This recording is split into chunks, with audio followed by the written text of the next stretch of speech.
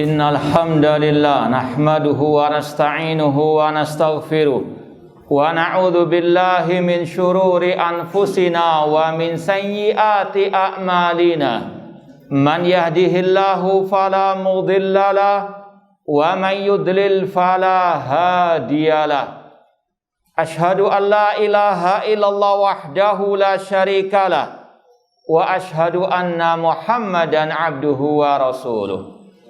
Ya ayyuhalladzina amanu taqullaha haqqa tuqatih wa la tamutunna illa wa antum muslimun.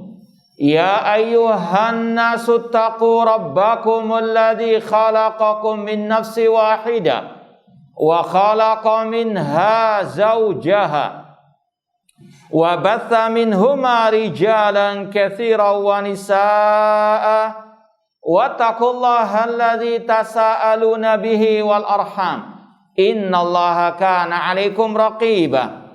Ya ayyuhalladzina amanu taqullaha wa qulu qawlan sadida yuslih lakum a'malakum wa yaghfir lakum dhunubakum wa may yuti'illaha wa rasulahu faqad faza fawzan 'azima. Amma ba'd, fa inna asdaqal hadithi kitabullah wa khairal hadi hadi Muhammadin sallallahu alaihi wasallam wa syarrul umuri muhdatsatuha wa kullu muhdatsatin bid'ah wa kullu bid'atin dhalalah wa kullu dhalalatin finnar. Ma'asal muslimin ikhwani fillah wa akhwati, bapak-bapak, ibu-ibu, saudara-saudariku rahimani wa rahimakumullah. Alhamdulillah, segala puji bagi Allah Subhanahu wa taala yang mempertemukan kita kembali dalam kajian kitab Al-Aqidah Al-Wasithiyah oleh Syekhul Islam Ibnu Taimiyah rahimahullah dengan syarah penjelasan dari Syekh Shalih bin Fauzan Al-Fauzan hafizallahu taala. Semoga Allah Subhanahu wa taala senantiasa memberikan kepada kita keistiqomahan di atas akidah as-sahihah dan manhaj yang salim sampai akhir hayat kita nanti. Langsung saja kita lanjutkan penjelasan tentang muqaddimah Syekhul Islam Ibnu Taimiyah rahimahullah dari kitab Al-Aqidah Al-Wasithiyah. Kita masih dalam pembahasan tentang wa asyhadu anna Muhammadan abduhu wa rasuluh. Kata Syekhul Islam Ibnu Taimiyah rahimahullah, dan aku bersaksi bahwasanya Muhammad adalah hamba Allah dan utusannya.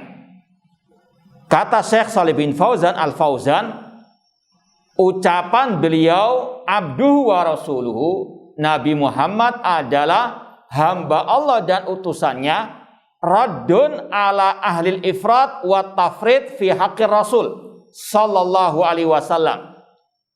Ucapan itu membantah kelompok ekstrim kanan dan ekstrim kiri yang berlebihan kepada Nabi Muhammad SAW dan yang meremehkan, melecehkan Nabi Muhammad SAW ataupun ajaran beliau.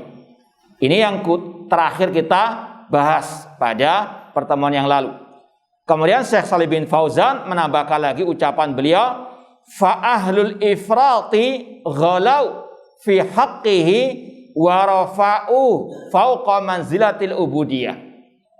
Kelompok ekstrem kanan mereka berlebihan terhadap Nabi Muhammad SAW sampai mendudukkan, mensejajarkan Nabi Muhammad sejajar dengan kedudukan Allah Subhanahu wa taala.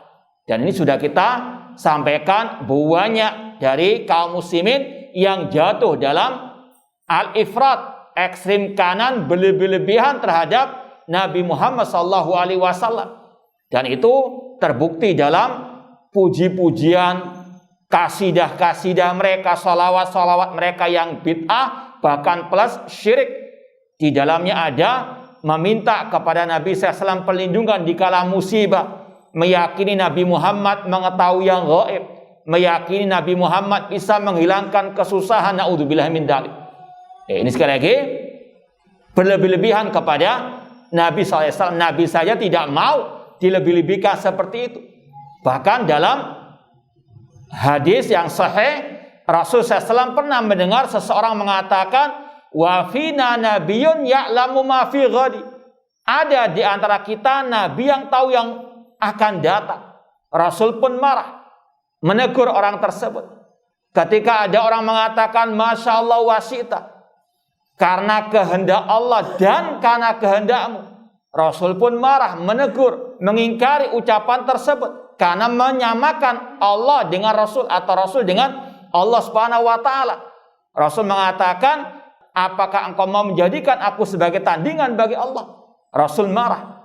Ya. Ini sekali lagi tidak boleh berlebih-lebihan kepada Nabi Muhammad sallallahu alaihi wasallam. Makanya ada kata-kata beliau adalah Abdullah, hamba Allah. Sebagaimana juga Allah tegaskan dalam akhir surat Al-Kahfi, "Qul innama ana basyarun mislukum." Katakan wahai Nabi Muhammad, aku yaitu Nabi Muhammad manusia sebagaimana kalian. Ini tujuannya agar tidak disembah, dilebih-lebihkan sampai sejajar dengan Allah Subhanahu wa taala. Jangan sebagaimana Nasara. Rasul bersabda, "La tutruni kama atratin Nasara Isa ibn Maryam." Jangan kalian berlebih-lebihan dalam menyanjung diriku sebagaimana orang Nasara berlebih-lebihan dalam menyanjung Isa. Innama ana abdun, sesungguhnya aku adalah hamba Allah, manusia sebagaimana kalian. Faqul Abdullah wa Rasul, katakanlah aku adalah hamba Allah dan utusan Allah. Ini wasatiyatul Islam, pertengahannya ahli Islam, pertengahannya ahli sunnah wal jamaah. Islam as-siratal mustaqim. Nanti akan ada pembahasan lebih terperinci lagi, dan ini inti daripada al-aqidah al-wasitiyah, akidah yang pertengahan. Pertengahan antara ekstrem kanan dan ekstrem kiri, antara kelompok-kelompok sesat. Sebagaimana kata beliau, ahlu sunnati wal jamaah wasatun bainal al-firaq. Akan ada ucapan beliau nanti bahwasanya ahlu sunnah pertengahan di antara semua kelompok-kelompok yang ada, kama anal Islam wasatun bainal ummah. Sebagaimana Islam itu pertengahan di antara umat-umat kafir. Dan itulah yang setiap hari kita baca, ihdinas siratal mustaqim. Ya Allah, tunjukkanlah kami ke jalan yang lurus. Siratal ladzina an'amta alaihim, yaitu jalan orang-orang yang telah engkau beri nikmat atas mereka. Jalannya siapa? Allah tafsirkan sendiri dalam surat An-Nisa ayat 69. Wa may yuti'illah war rasula fa ulaika ma'al ladzina an'amallahu alaihim minan nabiyyina wasiddiqina wasyuhada wassalihin wa hasuna ulaika rafiqa. Barang siapa mentaati Allah dan Rasul, maka mereka akan bersama orang-orang yang Allah beri nikmat atas mereka. Ini sama lafadznya dengan surat Al-Fatihah tadi. Siapa mereka yang Allah berikan nikmat? Minan nabi, para nabi, yaitu nabi kita Muhammad SAW di antaranya. Wasiddiqin, yaitu di antaranya Abu Bakar Siddiq. Wasyuhada, di antara syuhada Umar, Utsman dan Ali. Itulah jalannya Rasul, para sahabat Rasul, itulah as-siratal mustaqim. Setiap yang mengikuti jalannya Rasul, para sahabat, pasti dia di atas siratal mustaqim, pasti dia pertengahan di antara kelompok-kelompok yang sesat. Pertengahan di sini bukan sesuai dengan hawa nafsu, sesuai dengan akal-akalan, tidak, namun sesuai dengan qala Rasul, qala sahabat, atau ma'ana alaihi wa ashabi. Di antaranya masalah menyikapi Nabi Muhammad sallallahu alaihi wasallam, ahlussunnah pertengahan sebagaimana Islam, siratal mustaqim, jalan yang lurus, yaitu ghairil maghdubi alaihim, di antara kelompok orang-orang yang Allah murkai. Kata Rasul, yaitu orang Yahudi. Orang Yahudi melecehkan para nabi mereka, bahkan membunuh para nabi mereka. Wa qatlihimul anbiya, mereka membunuh para nabi. Kemudian walad dhalin, dan bukan jalannya orang-orang yang tersesat, kata Rasul, yaitu an-nasara, yaitu tadi yang berlebihan terhadap Nabi Isa alaihi assalam.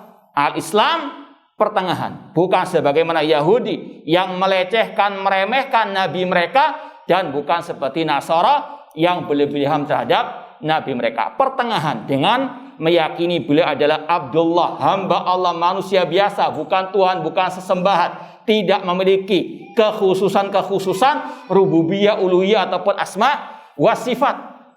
Namun demikian beliau adalah Rasul, utusan Allah yang wajib kita hormati, yang kita agungkan, yang kita ikuti. Kemudian kata beliau, Wa ahlu tafrid qad nabadhu ma ja'a bihi wara'a dhuhurihim ka'annahu ghair rasul.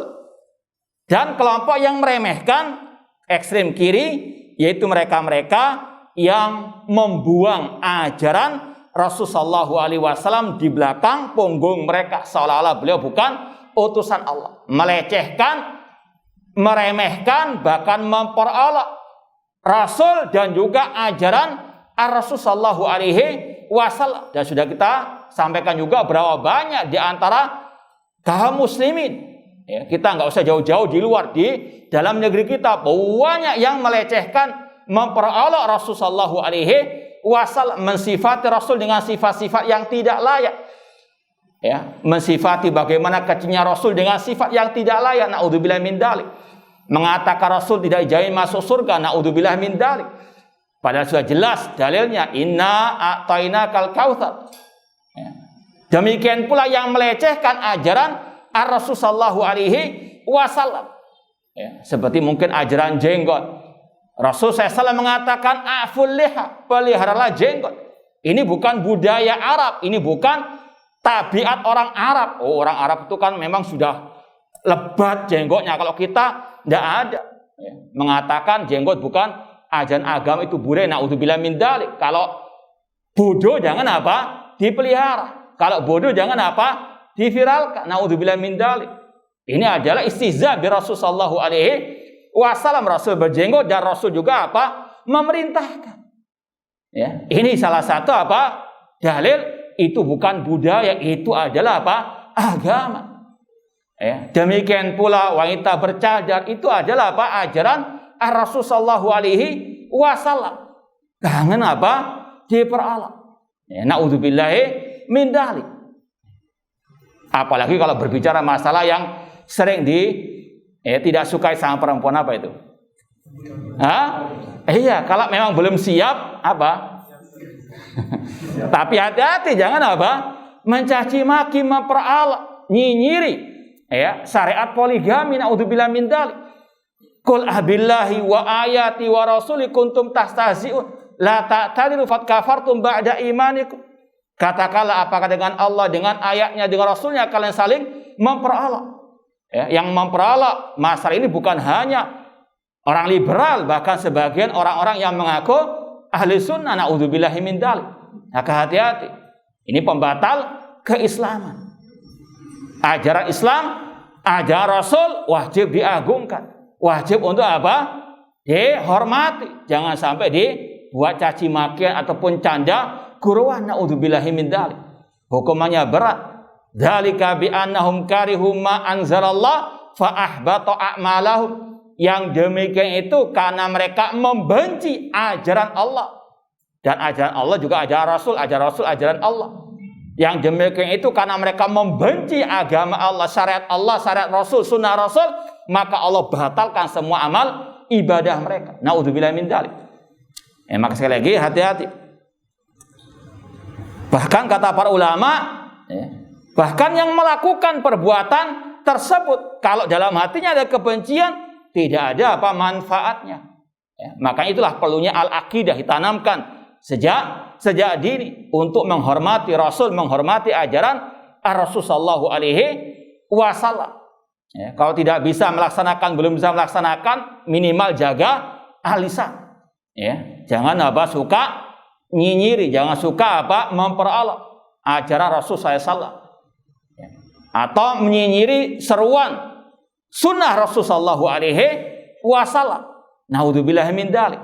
Hati-hati sekali lagi, yang melecehkan agama Allah, ajaran Rasul SAW, bukan hanya orang kafir, orang liberal, bahkan yang mengaku ahli sunnah wal jamaah, naudzubillah min dzalik. Wa alu tafrid, orang-orang yang ekstrem kiri ini, mereka membuang ajaran Rasul SAW di belakang punggung mereka. Mereka apa? Lebih mengutamakan akal pikiran mereka, seperti kelompok ahli kalam, seperti kelompok filsafat, liberal, atau orang-orang yang lebih mendahulukan adat istiadat dibandingkan ajaran Rasulullah sallallahu alaihi wasallam, sebagaimana kelakuan orang musyrikin jahiliyah. Wa idza qila lahum muttabi'u ma anzalallah Qalu bal nattabi'u ma alfaina alai aba'ana awalau kana aba'um la yaqiluna syai'an wa la yahtadun. Apabila orang musyrikin jahiliyah diseru untuk mengikuti ajaran Allah dan Rasulnya, mereka hanya mengatakan cukup bagi kami ajaran nenek moyang kami. Meskipun kata Allah nenek moyang mereka la yaqilun, tidak berakal dan tidak pula mendapatkan petunjuk. Naudzubillahi min dzalik. Atau mereka-mereka yang lebih mendahulukan ucapan tokoh mereka daripada ucapan Rasul sallallahu alaihi wasallam. Naudzubillahi min dzalik. Ya, mereka membuang ajaran Rasul sallallahu alaihi wasallam. Ya, meskipun tingkat penyimpangan penyelisihan itu berbeda-beda. Ya, orang yang sekedar meninggalkan ajaran Rasul mungkin masuk ke dalam ajaran bid'ah ataupun maksiat. Tapi yang berbahaya tadi kalau sudah mencaci maki ajaran Rasul sallallahu alaihi wasallam. Kemudian juga perlu diluruskan di sini, membuang ajaran Rasul, meninggalkan sunnah Rasul. Terkadang ada orang-orang yang gagal paham, yaitu utama di kala pandemi seperti ini. Ketika mungkin ada sebagian orang di kala pandemi tidak datang ke masjid, dianggap wah ini nggak mau lagi dengan sunnah Rasul. Tidak.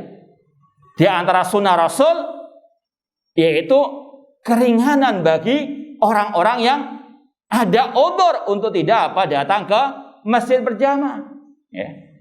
Contohnya dalam Sahih Bukhari, dalam Kitabul Jum'ah ada bab ar-rukhsa fi tarkil jum'ati li ajlil matori. Ya, kata Imam Bukhari, bab ada keringanan tidak datang salat Jumat karena ada hujan. Dibawakan di situ riwayat dari Abdullah bin Abbas radhiyallahu anhu. Beliau mengatakan kepada tukang azannya, muazzinnya, "Idza qulta asyhadu anna Muhammadar Rasulullah fala taqul hayya 'alas shalah." Kata Abdullah bin Abbas radhiyallahu anhu, kalau engkau sudah sampai kepada asyhadu anna Muhammadar Rasulullah, sudah mengucapkannya ketika azan, jangan disambung dengan hayya 'alas shalah, tapi dengan walakin kul sallu fi buyutikum. Namun katakanlah sallu fi buyutikum, salatlah kalian di rumah-rumah kalian. Ketika ditinggalkannya masjid karena ada udzur, bukan berarti yang meninggalkan tersebut meninggalkan ajaran Rasul sallallahu alaihi wasallam. Bahkan ini ajaran Rasul juga. Ya. Kata Ibnu Abbas, walakin kul sallu fi buyutikum. Kemudian kata Imam Bukhari dalam riwayat tersebut, perawinya mengatakan faka'anna nas istangkaru. Manusia pada waktu itu mengingkari ucapan perbuatannya Abdullah bin Abbas. Ini ajaran aneh kata mereka. Bukan aneh, nyeleneh ataupun sesat, namun mereka yang tidak paham sunnah Rasul sallallahu alaihi wasallam. Maka Abdullah bin Abbas pun membantah, menjawab. Kata beliau, qad fa'alahu man huwa khairan minni. Orang yang lebih baik dariku, yaitu maksud beliau Rasul SAW, telah mencontohkan hal ini. Ketika ada hujan lebat, disuruh tukang azannya mengatakan sallu fi buyutikum. Manusia disuruh salat di rumah-rumah mereka. Ya. Kemudian kata beliau, as-jum'atu azmatun. Ya. Salat Jumat asalnya wajib. Ya. Namun kata beliau, aku tidak mau ukhrijukum fitini wal matar. Aku tidak mau mengeluarkan kalian dari rumah kalian karena banyak istilahnya lumpur ataupun hujan dan sebagainya.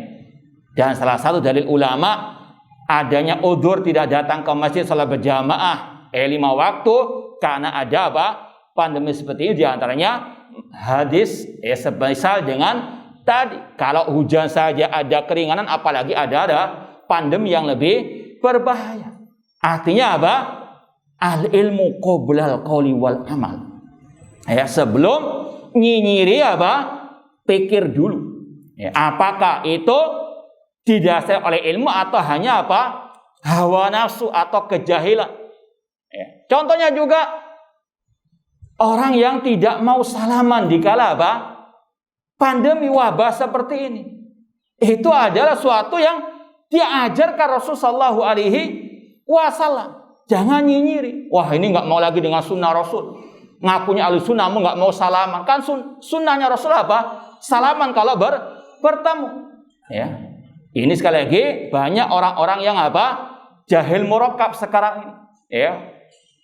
Tidak paham, dirinya jahil, namun apa? Suka nyinyiri. Naudzubillahi min dzalik.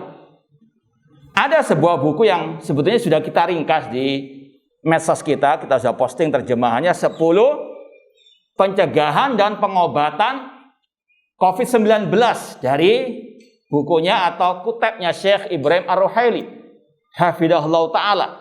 Ini mau kita nukilkan sedikit ya, paling tidak yang tidak paham, sadar dirinya nggak paham, agar bertobat ya, agar betul-betul apa? Belajar dan belajar. Jangan asbun, jangan askom, kecuali ala ilmin, dengan ilmu.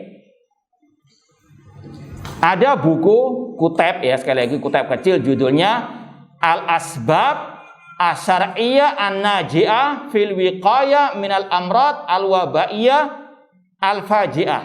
Itu kurang lebih 27 halaman ya bukunya. Syekh Ibrahim Ar-Ruhaili juga punya lebih besar lagi, 100 lebih halamannya. Judulnya Al-Qaulus Sadid fi Ahkam Al-Waba Al-Jadid, tentang masalah corona. Ya. Namun ini yang ringkasannya di sini ada penjelasan masalah kiat-kiat pencegahan dan pengobatan COVID-19. Di antaranya yang nomor Rabi'an keempat, kata beliau, azlul marid wa'tizalu. Seperti kalau istilah kita isolasi mandiri. Atau yang sakit tidak boleh hadir di kajian, tidak boleh ikut kerumunan massa misalnya. Ini termasuk salah satu ajaran Rasul SAW. Karena Rasul mengatakan la yuridanna mumridun ala musih, yang sakit, terutama yang sakit menular itu tidak boleh untuk kumpul dengan orang lain, harus isolasi mandiri. Itu sunnah Rasul sallallahu alaihi wasallam. Kemudian Syekh Ibrahim Ar-Ruhaili yang kelima di antara pencegahan COVID-19 yaitu dengan kata beliau tarkul musafahati li ashabil amrad al-mu'diyah. Tidak berjabat tangan bagi orang-orang yang terkena penyakit menular. Ya. Sekarang kalau ditanya, kan kita sehat. Ya, sekarang masalahnya COVID ini, apakah Anda tahu di mana virusnya? Ya? Apakah bisa menjamin? Ya kalau ada alarmnya enak. Ya mau dekat sudah alarmnya bunyi. Nggak ada. Ini untuk apa? Ihtiyatan, kehati-hatian para ulama. Ini fatwa para ulama. Boleh tidak berjabat tangan. Karena apa? Untuk menjaga keselamatan jiwa, yang itu juga diperhatikan oleh al-Islam. Kata Syekh Ibrahim Ar-Ruhaili, tarkul musafaha li ashabil amrad al-mu'diyah. Kita baca penjelasan beliau. Wa qad dallat ala dzalika as-sunnah. Dan ini telah diajarkan oleh sunnah Rasulullah sallallahu alaihi wasallam. Ya. Memang betul dikala waktu normal berjabat tangan ketika ketemu sunnah Rasul. Ya, meskipun sunnah di situ hukumnya mustahab. Ya, sekali lagi sunnah Rasul ada bermacam-macam hukumnya. Di antaranya sunnah yang hukumnya wajib. Salat 5 waktu itu sunnah Rasul. Namun itu hukumnya wajib fardu ain. Ada sunnah Rasul yang hukumnya mustahab. Di antaranya bersiwak. Ya. Ketika mau sholat, ketika mau wudhu, sholat tahiyatul masjid, puasa Senin Kamis. Ini juga harus paham mana itu yang wajib, mana itu mustahab. Jangan dibolak-balik. Yang wajib dianggap mustahab, mustahab dianggap wajib. Yang meninggalkan wajib dibiarkan, yang meninggalkan mustahab dicaci maki. Ini orang yang nggak waras ataupun konslet. Ya, yang tidak paham agama Allah Subhanahu wa taala, sebagaimana orang yang tidak bisa memahami siapa yang harus dibenci totalitas seperti orang kafir, orang musyrikin dengan orang Muslim. Mana yang lebih dahsyat antara al-bidah dengan ahlil maksiat? Ini banyak yang tidak memahaminya. Naudzubillahi min dzalik.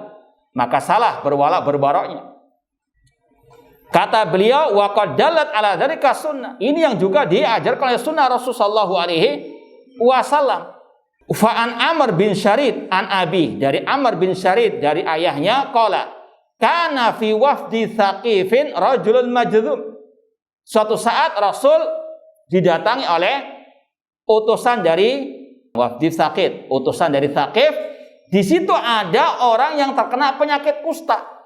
Ya. Maka fa arsala ilaihin nabi sallallahu alaihi wasallam, inna qad bayanaka farji. Rasul pun mengutus utusan kepada orang-orang itu yang mau membaiat Rasul. Ya, dulu Rasul dibaiat oleh para sahabat yang baru masuk Islam. Ini masalah yang sangat penting, baiat langsung dengan Rasul sallallahu alaihi wasallam. Namun ketika Rasul diberitahu ada yang terkena penyakit kusta, Rasul mengutus sebagian sahabat kepada orang-orang itu mengatakan Rasul telah membaiatmu. Artinya apa? Nggak usah berjabat tangan. Rasul pun bahkan menyuruh farji, pulang. Nggak usah baiat dengan jabat tangan. Ini intinya. Karena Ada uzur. Ini waktu istilah kalau sekarang new normal. Jangan disamakan dengan waktu normal. Harus al ilmu qoblal qouli wal amal. Ilmu sebelum kita berucap, sebelum kita beramal. Ya. Kemudian kata Syekh Ibrahim Ar-Ruhaili hafizallahu taala, fahada sabab ala yurshidu ilail atibba al-an ba'da ma thabata lahum bitahalil atibiyah wal majar ikroniyah wa tajarib al-waqi'iyah qad ata bihi an-nabi sallallahu qabla 14 qarnan. Inilah namanya usaha kiat pencegahan yang telah juga diarahkan oleh para dokter-dokter sekarang ini.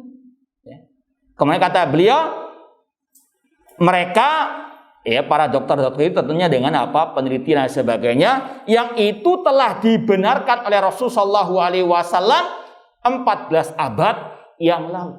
Karena itulah wahyu Allah Subhanahu wa taala. Kemudian kata beliau, wa hadza ma yu'ayyid madzhab ilal atibba min hadil wasilah al-wiqaiyah fataujihum lidzalik qasadakahu an-nabi sallallahu alaihi wasallam. Intinya apa yang diarahkan oleh para dokter sekarang untuk tidak berjabat tangan atau para ahli itu telah didukung oleh Nabi sallallahu alaihi wasallam. Maka sekali lagi kalau ada orang misalnya antum salaman dia nggak mau, antum harus maklum ini juga sunnah Rasul sallallahu alaihi wasallam. Jangan dituduh macam-macam, jangan diriba, jangan difitnah. Antum mendapatkan banyak dosa. Yang pertama, orangnya ini seandainya dia dalam keadaan normal meninggalkan yang mustahab tidak berdosa, yang berdosa yang menghibah, yang menfitnah dan seterusnya. Naudzubillahi min dzalik. Maka sekali lagi hati-hati, jangan asbun, jangan asqam, harus al ilmu qoblal qouli wal amal. Ini yang sudah sering kita tekankan, tegaskan. Kemudian kata Syekh, fasahadatu annahu Abdullah tanfil ghuluwa fihi. Ucapan syahadat Nabi Muhammad hamba Allah itu menafikan al-ghulu, berlebih-lebihan ekstrim terhadap Nabi sallallahu alaihi wasallam wa raf'ahu fawqa manzilatihi. Wa syahadatu anna Rasulullah taqtadi al-imanu bihi wa ta'atuhu fima amara wa tasdiqu fima akhbara wa sinabu mana anhu wa tiba'u fima syara'. Adapun ucapan beliau adalah utusan Allah, ini ada konsekuensinya. Inilah konsekuensi asyhadu anna Muhammadar Rasulullah. Yang pertama kata beliau al-imanu, mengimani Rasul sallallahu alaihi wasallam. Beriman kepada ar-Rasul dan beriman kepada ajaran Rasul sallallahu alaihi wasallam. Jangan hanya beriman kepada Rasul namun enggak beriman dengan ajaran Rasul. Naudzubillahi min dzalik. Makanya Al-Imam Syafi'i rahimahullah taala berkata, amantu billah wa bima ja'anillah ala muradillah. Aku beriman kepada Allah dan dengan apa yang diajarkan oleh Allah dan sesuai dengan apa yang dikehendaki oleh Allah. Wa amantu bi Rasulillah wa bima ja'an Rasulillah ala muradi Rasulillah. Aku beriman kepada Rasulullah dengan ajaran Rasul sallallahu alaihi wasallam. Dan itu semuanya butuh talabul ilmi, butuh belajar dan terus belajar.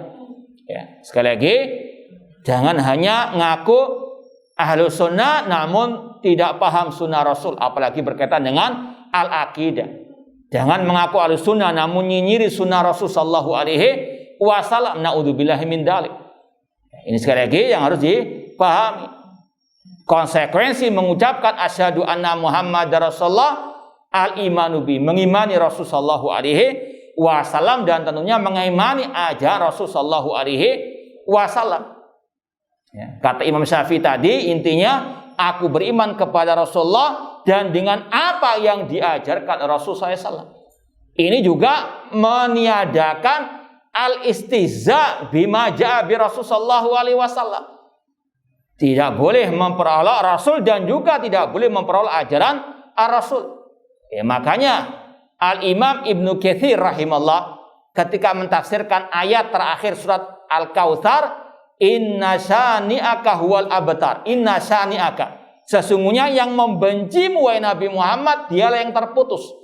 Kata Imam Ibnu Katsir, inna mubghidaka ya Muhammad wa mubghidha ma ji'ta bihi minal haqqi wal huda wa nurisate huwal abtar. Jadi ringkasannya seperti itu. Kata Imam Ibnu Katsir rahimahullah, sesungguhnya yang membencimu wahai Nabi Muhammad dan yang membenci ajaranmu, ini kata Imam Ibnu Katsir, maka dialah yang terputus dari rahmat Allah Subhanahu wa taala. Maka sekali lagi harus mengimani Rasul dan mengimani semua ajaran Ar-Rasul, terutama dalam masalah akidah, terutama dalam masalah tauhid asma wa sifat. Ini yang akan kita bahas. Wajib mengimani semua yang dikabarkan oleh Rasul, terutama dalam masalah tauhid asma wa sifat. Makanya kalau kita buka kitab-kitab akidah para ulama salaf, selalu yang intinya seperti yang sudah sering disampaikan oleh para ulama tentang definisi tauhid asma wa sifat, yaitu isbatu ma asbatallahu li nafsihi fi kitabihi min asma'i wa sifati au ma asbatahu lahu rasuluhu sallallahu alaihi wasallam fi sunnati as-sahihah min ghairi tamtsilin wala takyifin wala tahrifin wala ta'til. Tauhid asma wa sifat adalah menetapkan semua yang ditetapkan oleh Allah bagi dirinya di dalam kitabnya tentang nama-nama dan sifatnya, atau yang ditetapkan oleh Rasulnya sallallahu alaihi wasallam di dalam hadis-hadis beliau yang sahih. Ini intinya, mengimani semua kabar berita yang disampaikan oleh Rasul sallallahu alaihi wasallam. Seperti kalau kita masih ingat pembahasan awal kitab Aqidah Salaf Ashabul Hadis yang masih kita kaji di Masjid Ukhwah Ikan Cucut tiap hari Selasa ba'dal maghrib. Beliau mencantumkan di awal kitab bahwasanya Ahlul Hadis, Ahlus Sunnah wal Jamaah mengimani semua yang dikabarkan oleh Ar-Rasul SAW tentang nama-nama dan sifat Allah.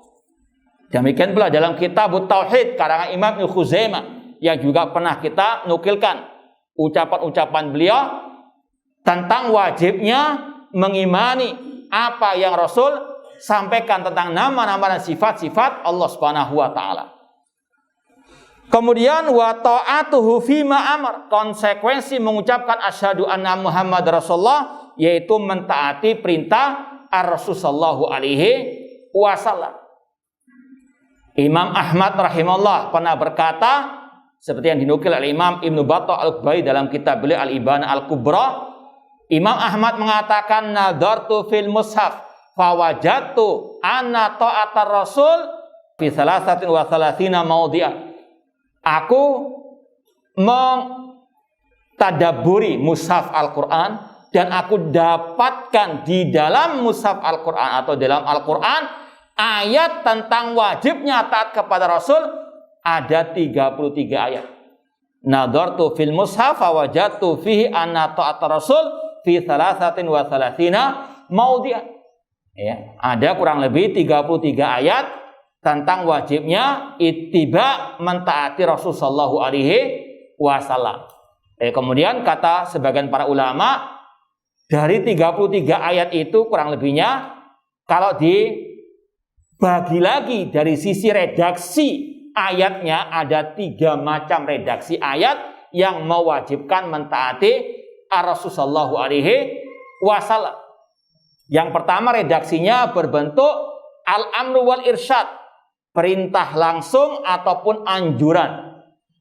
Seperti dalam surat An-Nisa ayat 59 yang masyhur insyaallah, maka perlu kita buktikan. Masyhur enggak di antara antum? An-Nisa 59 apa bunyinya?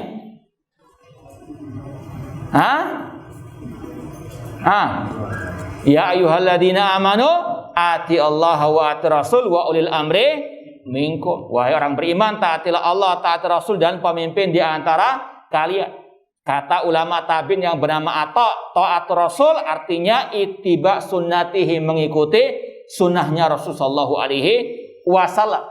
Kalau kata Imam Ibnu Katsir, khudu bi sunnati, ambillah sunnahnya Rasul sallallahu alaihi wasallam. Ayat itu bentuknya langsung fi'il amr, kata perintah. Ati Allah wa ati Rasul. Demikian pula dalam surat Al-Ahzab ayat 21. Ini juga masyhur sebetulnya. Siapa yang hafal? Al-Ahzab 21. Banyak orang yang suka membawakannya, cuma disempitkan masalah akhlak saja. Apa itu ayatnya?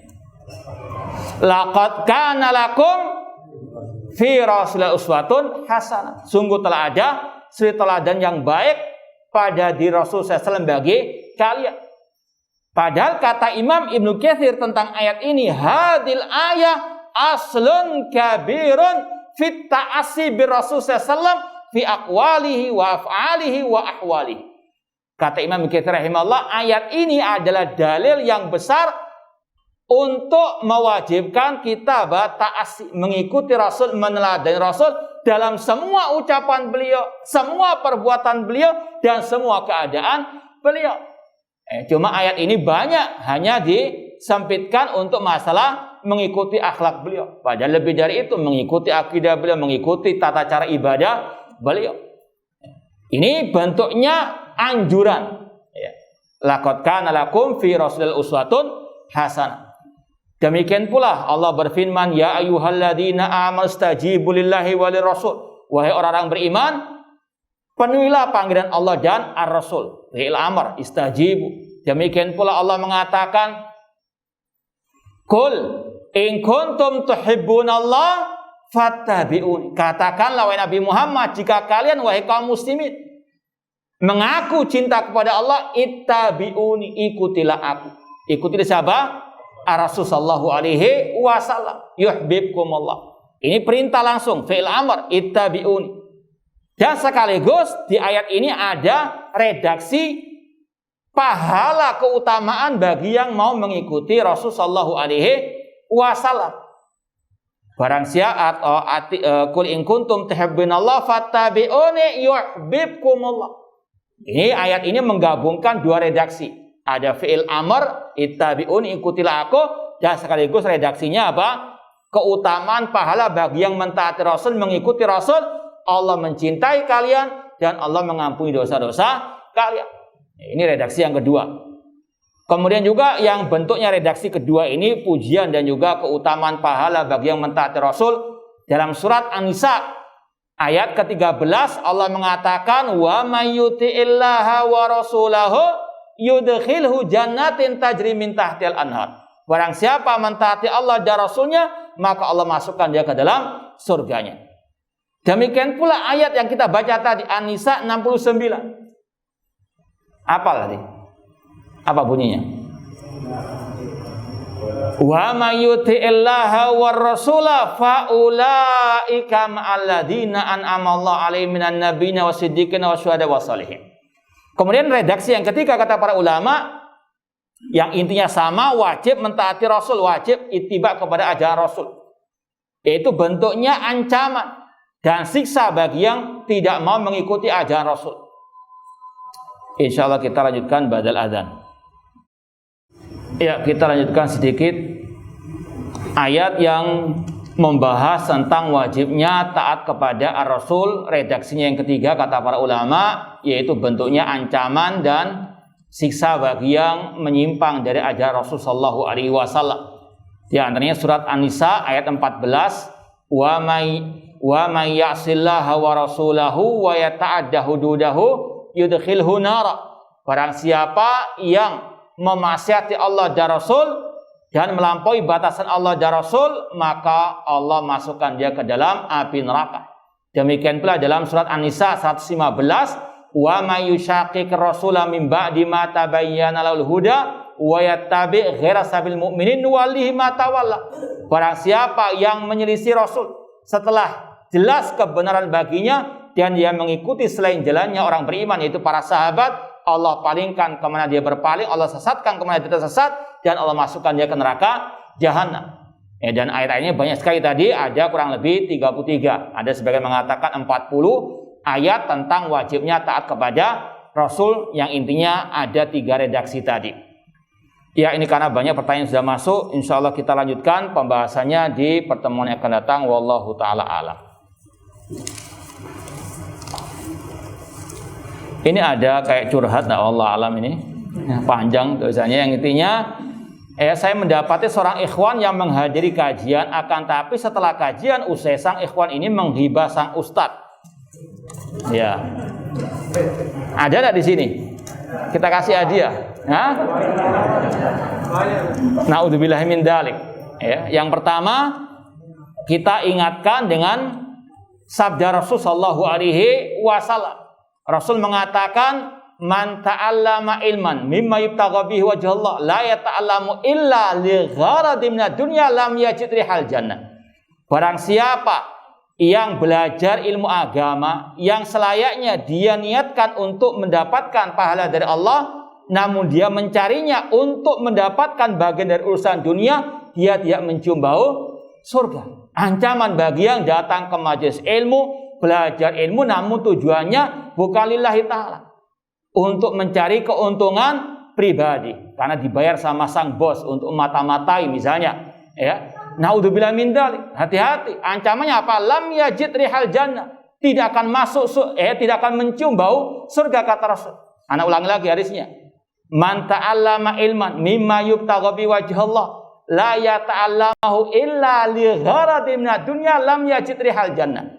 Barang siapa yang belajar ilmu agama yang seharusnya tujuannya lillahi ta'ala, mencari ridha Allah, pahala dari Allah, namun dia mencarinya untuk mendapatkan bagian dari urusan dunia, lam yajid rihal jannah, tidak akan mencium bau surga. Naudzubillah min dzalik.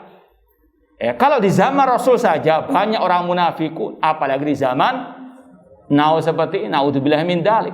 Dzul wajhain yang memiliki apa? 2 wajah, bahkan mungkin lebih ya. Naudzubillah min dzalik, kata Rasul, tajiduna syarran nasi dzal wajhain. Engkau mendapati orang yang paling jahat, yang paling buruk adalah dzul wajhain. Kadang mereka enggak tahu diri, mengkritik, oh fulan itu akhlaknya kasar, keras. Dia enggak ngaca bahwasanya dia apa? Dzul wajhain. Naudzubillah min dzalik. Beda di depan dengan di belakang. Naudzubillah min dzalik. Ini sekali lagi, makanya Allah mengatakan humul adu fahdharhum. Mereka orang munafik adalah al-adu, musuh. Maka hati-hati dengan apa? Mereka. Sekali lagi, niat datang ke majelis ilmu lillahi ta'ala. Kalau emang gak suka, sudah jangan datang. Ini sekali lagi adalah apa? Masalah surga neraka. Orang yang belajar ilmu agama niatnya lillahi ta'ala, yang dipelajari itu sesuai dengan ajaran Rasul, maka kata Rasul, man salaka tariqan yaltamisu fi ilman sahalallahu bi tariqal jannah. Orang yang belajar ilmu niatnya ikhlas lillahi ta'ala dan yang dipelajari itu benar, insyaallah itu jalan menuju apa? Surga. Namun kalau niatnya sudah jelek, tadi ancamannya lam yajid riha al jannah. Naudzubillahi min dzalik. Kadang orang itu enggak paham apa itu akhlak. Dikira kalau yang lemah lembut terus, masya Allah akhlaknya baik. Ahlul bidah banyak yang luar biasa seperti itu, lembut tapi kayak racun, betul enggak? Ini sekali lagi hati-hati. Kadang orang itu memutarbalikkan fakta. Yang akhlaknya bejat, akhlaknya akidahnya rusak, manhajnya mencela-menceli, dianggap akhlaknya baik. Karena apa? Bisa kemana-mana. Bunglon. Naudzubillah min dzalik. Ini Abdullah bin Sabah, Abdullah bin Ubay. Naudzubillah min dzalik. Hati-hati. Sekali lagi, kalau orang paham agama, dia akan bisa membedakan mana hak, mana batil. Sekali lagi hati-hati. Ini ada pertanyaan, apa konsekuensi bagi orang yang membubarkan kajian tauhid? Naudzubillahi min dzalik. Ini naudzubillahi min dzalik. Tauhid merupakan dakwah para anbiya wa rusul. Kalau kajian tauhid dibubarkan. Ini mirip dengan Abu Lahab. Betul tak? Abu Lahab ketika Rasul mendakwai kaum Quraisy, maka Abu Lahab pertama kali yang mengecam, tabban laka alihada jama'atan. Dia ajaib tauhid tidak mau, naudzubillah min dzalik. Ini sekali lagi yang membubarkan kajian tauhid bukan yang di luar sana saja, naudzubillah min dzalik. Ini sekali lagi fenomena yang sangat memprihatinkan. Yang membubarkan kajian tauhid sekali lagi ini mirip dengan Abu Lahab CS. Hati-hati.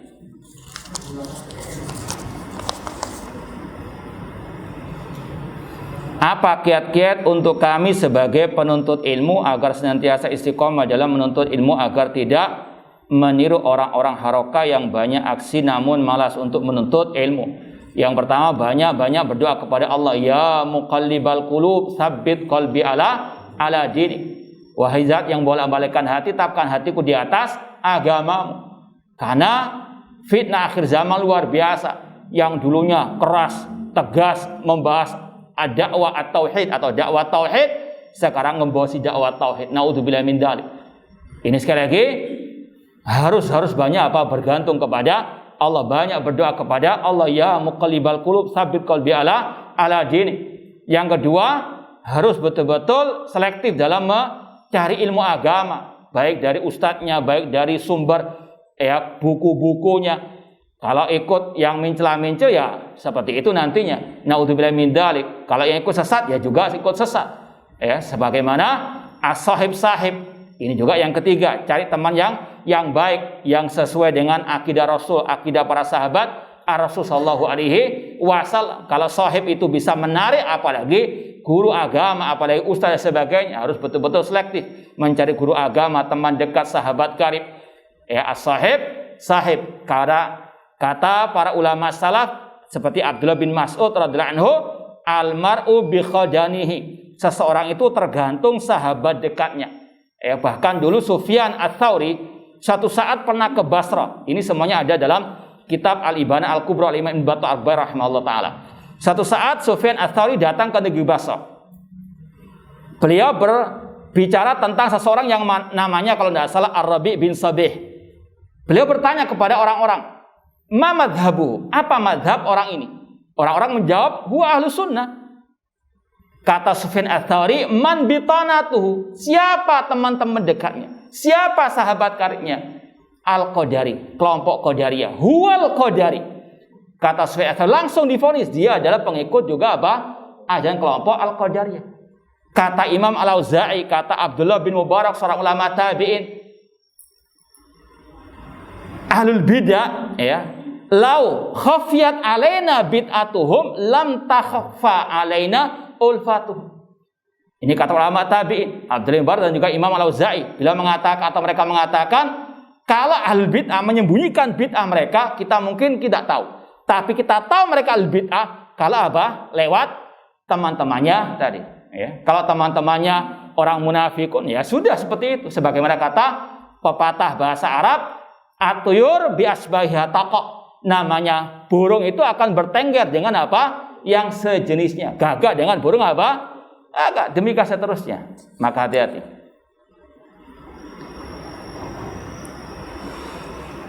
Apakah salat jaga jarak itu termasuk sunnah? Para ulama sekali lagi telah berfatwa bahwasanya ini masalah kontemporer, masalah-masalah fikih kontemporer. Kita fas'alu ala dzikri in kuntum la ta'lamun. Dalam mereka membolehkan hal tersebut karena li udrin, karena ada udzur. Jangan sekali lagi samakan dengan ketika masa normal. Dan kita sebetulnya sering mengimbau kalau bisa menjaga jarak ketika kajian, ketika salat. Tapi kan masalahnya ini kembali kepada takmir masjid. Nah, apakah orang musyrikin yang diperangi oleh Nabi SAW juga melakukan syirik dalam tauhid asma wa sifat, dan apakah ada syirik dalam tauhid asma wa sifat? Kalau syirik dalam tauhid asma wa sifat seperti yang kita contohkan, mengaku tahu yang gaib, mengaku bisa meramal nasib orang. Ini syirik dalam tauhid rububiyah. Saya lihat di kuku saya kamu ini besok jadi presiden 2024 misalnya. Syirik dalam tauhid asma wa sifat. Karena di antara sifat Allah alimul ghaib, dialah yang tahu masalah apa? Ghaib. Yang meramal nasib orang, ini sekali lagi jatuh ke dalam syirik asma wa sifat. Kalau mau diperinci ya, kita secara umum mengatakan orang musyrikin jahiliyah secara umum mereka jatuhnya ke dalam tauhid al-uluhiyah. Tapi kalau mau diperinci lagi, sebagian dari mereka juga jatuh ke dalam syirik rububiyah dan juga syirik asma wa sifat. Ya, sebagaimana kata para ulama, mereka meyakini bulan Safar itu mendatangkan apa? Kesialan. Itu syirik dalam tauhid rububiyah. Paham? Ya. Meskipun secara umum kesyirikan mereka banyak dalam tauhid al-uluhiyah. Mereka juga ada dukun-dukun, peramal-peramal. Makanya Rasul mengatakan, man ataka hinan au arrafan fasaddaqahu bima yaqul faqad kafara bima unzila ala Muhammad. Barang siapa mendatangi dukun atau tukang ramal dan membenarkan ucapannya, maka dia telah kafir kepada yang diturunkan kepada Nabi Muhammad sallallahu alaihi wasallam. Ya, ini pertanyaan sama dengan yang sebelumnya. Mudah-mudahan yang kita sampaikan bermanfaat. Kurang lebihnya mohon maaf. Wa jazakumullahu khairan katsiran. Aqulu qouli hadza wa akhiru da'wana anil hamdulillahirabbil alamin. Wassalamualaikum warahmatullahi wabarakatuh.